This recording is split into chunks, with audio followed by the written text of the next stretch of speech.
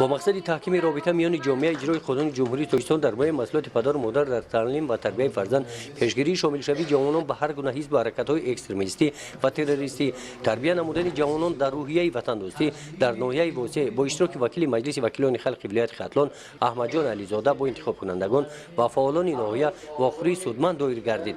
در این واخوری احمد جان علیزاده از دستاوردهای 25 سال دوره صاحب استقلالی جمهوری تاجیکستان یادآور شده استقلالیت دولتی جمهوری تاجیکستان را در دوره تاریخ نوین تاجیکان همچون رویداد بزرگ تاریخی تحلیل نموده ابراز داشت که ما با مهنت حلال صداقت به ملت و دولت این موفقیت ها را محافظت می نماییم.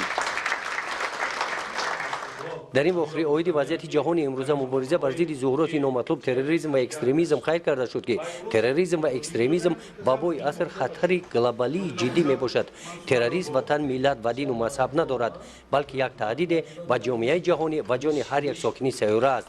در جنبش وکیل مجلس وکیلان خلق ولایت با سوالهای انتخاب کنندگان جواب داد. گزارش خواجه نظریف خدای نظر ظهورов از ناحیه واسع برای برنامه اطلاعاتی نوید.